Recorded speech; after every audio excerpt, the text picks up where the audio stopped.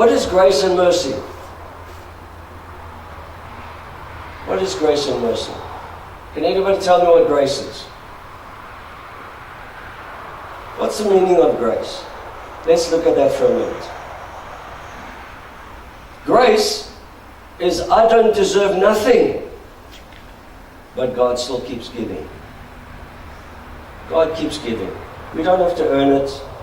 You know, His grace is on you every single day. You're breathing. You don't deserve to breathe. You're eating. You don't deserve to eat. How many times do we eat and we don't deserve to eat? Or sleep when we don't deserve to sleep? That's grace. Mercy, on the other hand, is we deserve to be punished, but yet God lets us free, sets us free. We deserve to be imprisoned. We deserve to be crucified. And God said, no, I will take that. I'll set so they can be set free. That's mercy. And every day we live by grace and mercy. The covenant of salvation is grace and mercy. I did it so you don't have to do it. Alright? I'm not saying that you have to turn around and just like become and not do anything, because God also hates laziness. He says if you don't work, you won't eat. Because the principle of faith is that if you're not working, then you can't have faith. Because faith without works is dead. Alright? So if I'm not working towards something that God has put in my heart to do, then that will never materialize because I'm living a life of disobedience.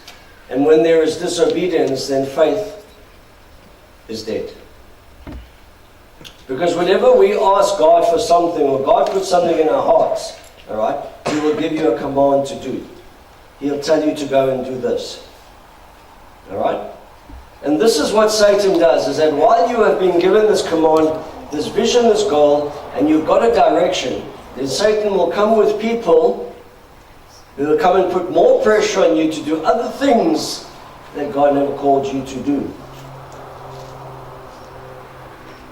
The one thing that really stood out for me is, in this one movie, he said, stay the path, stay the course. See, many of us, we're going through life and we're this way and we're that way and this. We don't stay the course because we are worried about people's opinions. You know, expectations from people to do things and to perform and, you know, to reach their needs and stuff like that. And I've seen it in a lot of people, and people actually get to the point where they think that their purpose in life is to meet everybody's needs. Let me tell you something what Jesus did. When Jesus fed the 4,000 and the 5,000, when He first fed the 5,000, was He fed the 5,000 first? Then He fed the 4,000. The 5,000, when He fed them, they wanted to forcefully take Him and make Him their king. Jesus saw this, He turned around and He walked away.